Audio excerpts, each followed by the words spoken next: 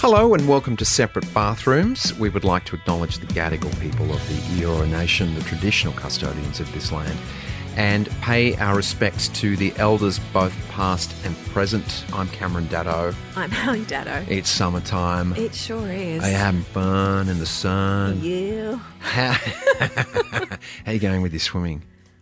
It's good. I'm good. I love it. I always love this time of year for swimming. I'm not a cold water chick, so Right. I do love when the water gets warm and it just feels glorious. You see, I'm the opposite. I know. I like the cold water. Yeah. Because otherwise, I'd like to feel a bit more refreshed. Yeah, I get that. I like feeling refreshed. Yeah. Yeah. It's no good coming out of the water hot. Like, that's No. not good. Yeah. No, I mean, I that's hear you do that when you go to Cairns or you go to the other tropical Yeah, places and true. you're ready for it. But I like it in Sydney just to have a little bit of a zing to it. Speaking of zing, we have been privileged enough to have so many guests in the bathroom share their journey with their personal challenges and their mental health and how they found support in their darkest moments. So there's a couple who we loved talking with, and you've struck up a bit of a friendship with, well, not a bit of a friendship, quite a lovely friendship with Sheila and Tyson. They're an incredible couple that we spoke to last year, and you may have seen them on the show Big Miracles. They were so open about the struggles that they've had with their fertility journey and supporting each other along the way. You know, we saw some people come out of the IVF clinics, and obviously they're devastated. Yeah. And then they go to no one or they go to each other. When we came out, we went to counsellors, we went to the film crew, we went to doctors, because we're all part of that journey together. Yeah. So it felt like we had an IVF family with us.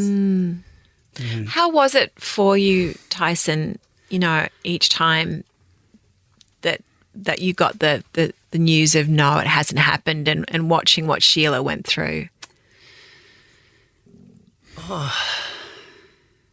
It's heartbreaking. Yeah. Yeah. It's heartbreaking seeing the person that you love with every ounce of your soul just devastated. Yeah.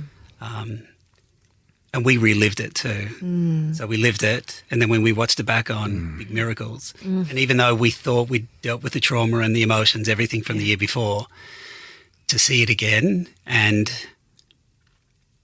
yeah, you know, I'm kind of lost for words in a way because I love this woman so much, and to see something that we both thought was going to happen first time. Yeah. You know, a second time, third time, we were so positive. We talk about motivation and inspiring people, and we were trying to live that. And then when it didn't happen each time, and then to see Sheila go through that, it was heartbreaking. Yeah.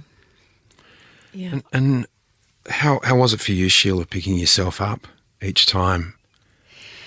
You know something, I believe fertility burnout is real. I think I suffered from fertility burnout. You don't even have time to grieve or recover. When you get your period and you realise it's another failed cycle, the next morning you're back in the IVF clinic having blood tests and back on drugs, back on the medicine, the hormone medicine and hormone injections. And it felt relentless. Yeah. So month after month, I was starting to suffer from depression. Yeah. And it's interesting, when I watched the Big Miracle show, we would cry every episode and I'd cry as I watched myself cry. And I had a low level of depression on the Tuesday that I had to work with. And it's amazing, IVF Australia, the counsellor called me to check in because I was reliving all the unprocessed grief that I had to process through, failure after failure, and just watching myself. And I'm feeling emotional as I speak about it because I had compassion that I went through so much last year and I didn't even stop. You don't get a chance to stop. Because your period and your next cycle comes and you've got to be back on the hormone injections, giving another go. And at our age, every month is another month that's lost. You've you get kicked it 12. off. Yeah. You get 12 chances a year. Yeah. And you're like, okay, we got to go back again and do this. It was such a gamut of emotions. We go to such high, and you're living in a world of hope. So injections, we hope we get eggs. More injections, we hope they create an embryo, and then we hope it gets implanted. And then I think I went through some anger as well. Like, we're really good people. We're in love, and we create a beautiful family and a beautiful home life for children. Yet we're not falling pregnant. There's people doing bad things in the world falling pregnant. Why? God, universe, why can't we? Yeah. Yeah. I guess in that situation, I can imagine that you are inspiring the viewers because you're making a cause. You're actually taking action, and nothing happens, as you know, without taking an action. So, I don't know. I mean, you're back on the horse again, and we'll be following you along with millions of others and praying for you and you know, just rooting. I was going to say rooting, but that's a bit inappropriate. It's very American. We're rooting for you. You know, and whatever happens, because I know you know that nothing's guaranteed. I mean, that was the first thing about the show, and the doctor on there. Nothing's guaranteed here, but you're having a crack. You know, you're having a good old Aussie crack at it, and it's so inspiring. And I guess if nothing else happens, at the very end of the day, you have inspired others to have a go because, you know, maybe, and I truly hope that you do get what you want. You know, at least you've had a go, and there are other people that are going to get it, and there are other people that are not going to get it as well. So, but you're having a crack, and that's again, at the end of the day, that's the best thing we can do is have a go. That's really insightful. You know, I said to Tyson, why did we go on this show? Like, why we didn't get lucky and have a child. And it came to me that our purpose was to show people how to kind of thrive through tragedy and grief and when things don't work out in your life. And I think maybe our story is the story of relentless pursuit of your dream and not giving up. Yeah. And one thing I kept coming back to throughout the journey, and I'm not sure if they showed it too much on Big Miracles, was I kept saying to Sheila, it doesn't matter what happens, we have each other. So we're already winning. Yeah. And if you look all your life and you don't find your one that you're really looking for, I don't know how you feel, but I felt that we're already winning. And so now let's try and win some more. Yeah. They're such a great team, those two. And if you follow Sheila or Tyson on Instagram, you'll see that they've got some wonderful news that all that fertility work has paid off. So why do you think that they're such a wonderful team? What makes them a great team? They're so loving and tender and kind to each other. And you could just feel it when they were in the bathroom with us, you know, the way they looked at each other and just in full support. It's beautiful. Yeah, good on them. We also spoke to an incredible woman named Gemma Stevens, who was also so gracious to share her story with us.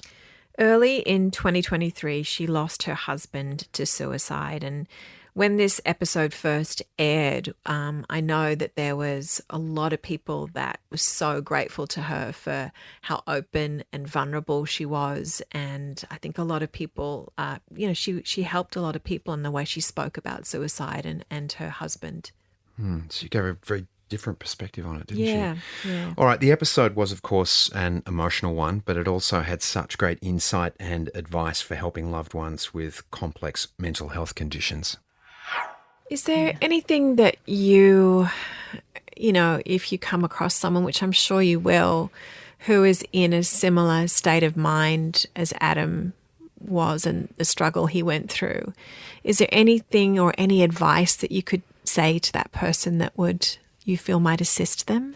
Yeah, I think it's really, for me, and I've obviously been reflecting on this a lot, tapping into friendships, I think, is the biggest thing. Okay. I think when you're connecting with someone who doesn't need to be there for you, but they want to be there for you, that means more than anything. So your family generally need to be there for you. Your colleagues need to be there for you.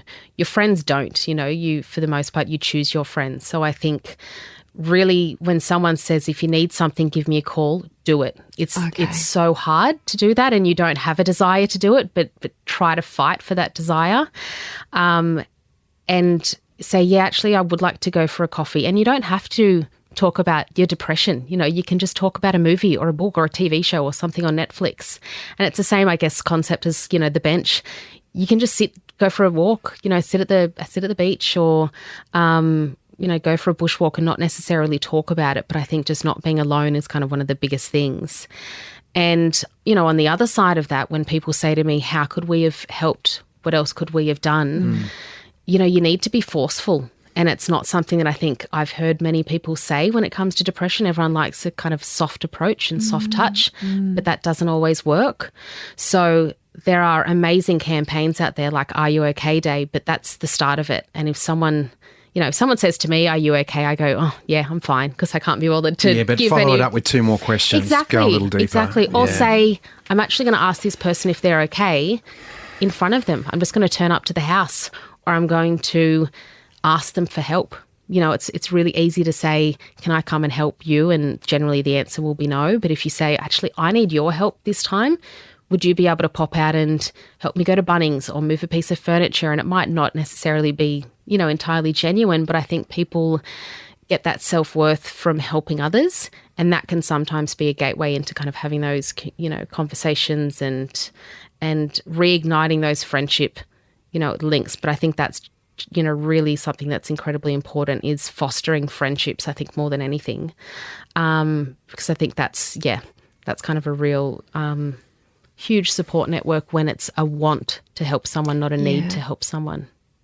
Yeah, and I was talking to a fellow the other day who's also got a mental health charity, and he was sort of saying to that, you know, if you say to someone who's struggling, oh, well, call me if you need me, sometimes that's the hardest thing for that person to do. He was saying, just show up. Exactly. Just show up. Exactly. Just go over there and go, mate, I brought a can of beer, here's a coffee, I bought a movie, let's go. Yep. You know, don't wait for them to call on you, because as much as we would want that, but that's if they're in a state of depression, it's the last thing that you feel like you can do is do that reach out. Because you don't want to impose on. Well, they're not even thinking about it. I would imagine, it's just more work for them to do. Yeah. Like they might literally be struggling to brush their teeth or get out of bed, as you say. So to say, call me and divulge, you know, your innermost, you know, fears and you know, intrusive thoughts. So if you need help, you just get on the phone and call me to do that. It's just not going to happen. Yeah. I think for some people it might, but if you can just literally show up, that's one of the biggest things that you can do for someone. Yeah. What an incredible person. Just so composed in the face of such deep grief. It's great to hear a perspective like that. I'd never heard a lot of the things that she said, thoughts and feelings around it. So really great. Very generous. Another fabulous couple we spoke to was Vanessa Turnbull-Roberts and Elle Green. They both do. Why are you laughing? Oh, this the enthusiasm. Yeah. You know, Elle really kind of hit me in the heart. How funny is he? What a character. I loved these two, and so much passion and emotion. They both do such incredible work. And of course, they talked about how they support each other in the face of the massive changes and challenges that they've gone through. Elliot, how, you know, in Vanessa's job and the work that she does, obviously it's probably, I can only imagine how the emotional toll it takes. How do you support her with her activism work and what she goes through? How do I support you, Nessie?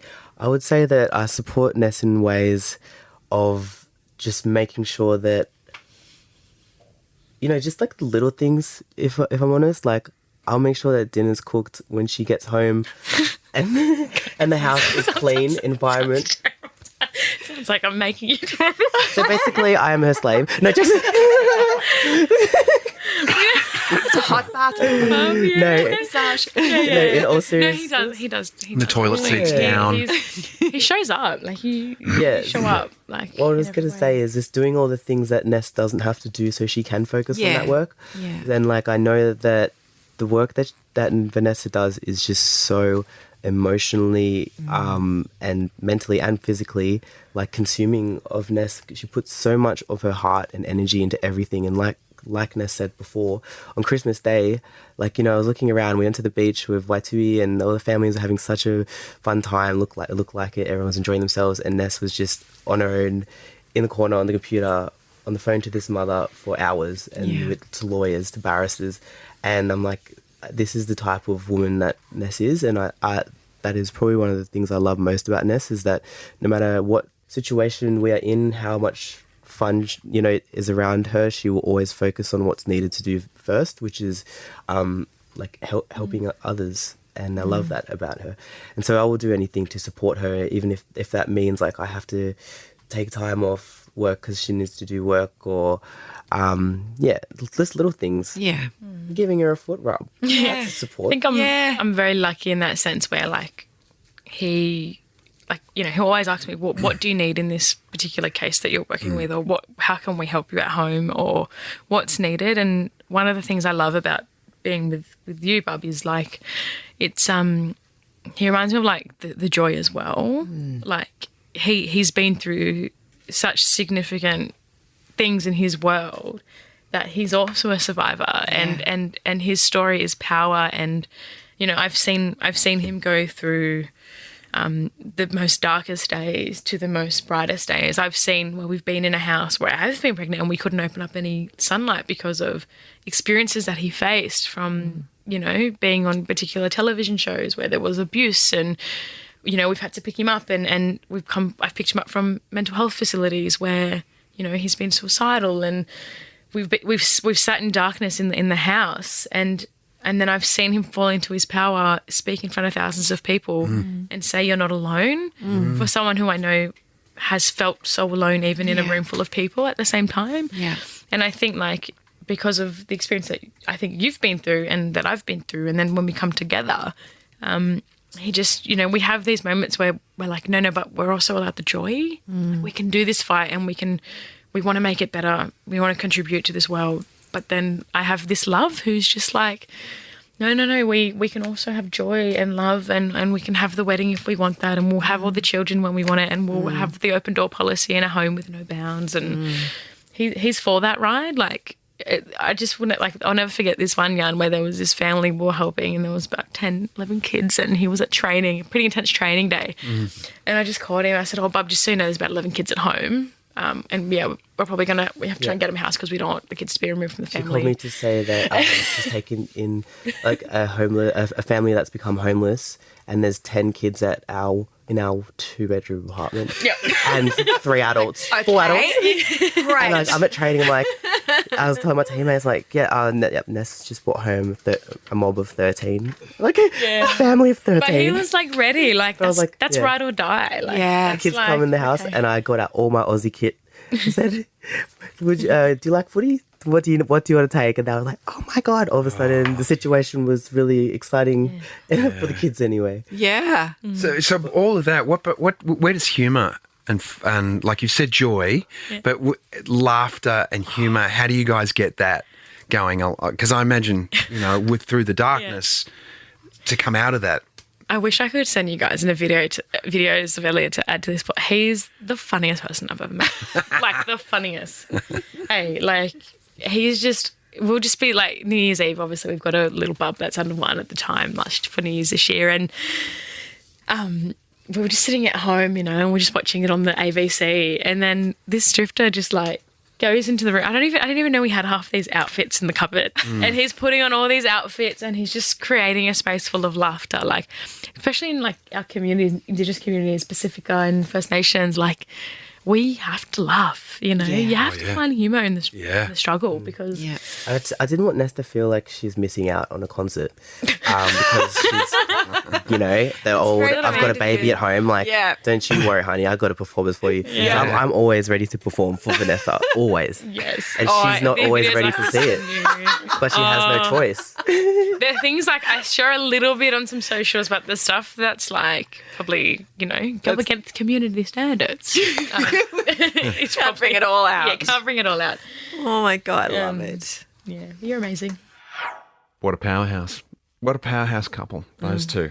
Amazing. Vanessa has gone on to do incredible stuff in the world as well. I'm just blown away by that young lady. How do we catch up with her? Do you follow her on Instagram? Oh, yeah. Is that how you... Yeah. She's been in America and doing amazing just have to follow her. She's an incredible lady. All right. Well, to take us home, you may know them from Married at First Sight. It's Cam Merchant and Jules Robinson. Since they appeared on our screens, Cam has become something of a mental health champion, and he shared with us his experience and how it's really driven him to help others. It's a really beautiful conversation. It's so funny. I think about it this way, and a lot of people see me and they go, "Oh, Cam, sometimes you're a professional cricketer," and I was, and then you just went on a TV show and you got married and everything's great for you. Yeah. And I go, that's great. Yes, it is now, but no one sees the 10 years prior, what I had to deal with. And that was sort of after cricket. Once I lost purpose in cricket, and I sort of lost my way. I lost my purpose. I lost a lot of value in life, and I hit rock bottom.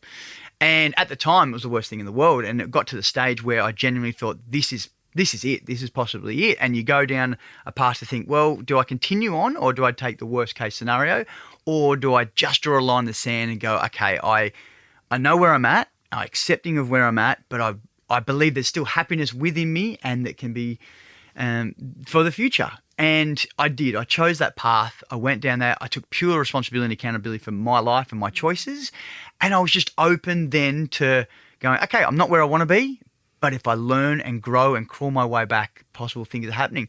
And it did. I was open to wellness. I was open to learning, and little small wins came across the way. And then you always go 2 steps back, but then 1 step forward, and then you just find little things that work for you. And then life has just got a funny way of just throwing momentum and opportunities at you that you just grasp and take when you're ready for them. I'm a huge believer in that. And I sit here and just sometimes pinch myself. But I'm a huge advocate for men's health and health in general, because I was at a stage where I was in a bad way. And I didn't have any sort of support or help, and I didn't know what to do. I know there's a lot of people struggling and being challenged in today's world. I would never want anyone to go through what I felt, and that's why I'm such an advocate and a champion for what I do, to give people that hope, because I genuinely believe I'm a walking, living, breathing example that things can get better if you just give yourself a chance. You truly are. Yeah. Thank you, honey. Oh, that's beautiful. I am too. I'm with you. And I'm just curious. Was it when you say 1 step forward, 2 steps back? Was it just breaking things down? Was it into like little small chunks, doable chunks? Was it something like as simple as saying yes to opportunities? Go a little deeper for me into that. I'll go when you were down 1 step. Saying yes to trying to put pants on. It was my biggest challenge at one stage. I was mentally, physically crippled that it was a morning I sort of got up and I was so mentally crippled that I couldn't put a pair of pants on. And that was the absolute rock bottom for me. It was like I just physically couldn't get, and then the self-sabotage and the negativity bias comes over your mind to say, are you kidding me? Like, where's your life right now? You were once a cricketer. Now you can't even put pants on. What type of human are you? And then you've just got to stop and go, well, you know what? This is where I am right now, and I've just got to accept it. But, I'll find the next stage to be able to put that on, and then so that's as detailed as it can be. Yeah. One small step, and then it was literally trying to get out of even bed or my room to go to the letterbox to put a load of washing on was a huge win. And I just accepted it. And when you start small and start just adding small tasks and small wins like that, again, it's just momentum just builds up to it. So yes, there was a stage where I couldn't put pants on, to now where I'm in here talking with you guys and happily talking to an audience online or on TV or whatever it might be. Yeah. I'm so grateful because I never forget where I came from. That's why even if I'm still having my down days or my challenging days, I go, okay, this is where we were. Remember your obligation to helping others that might be in that same situation. Yeah. Small bites. Yep. Thankfully, you do have your pants on. Thank you, mate. Are you sure? Yeah, no, I do. I do. They're very handsome pants. Oh, what a legend he is. From one Cam to another. Well done, Cam Merchant. Indeed. Well, thanks so much for listening. We will be back next week with a brand new season of Separate Bathrooms for 2024.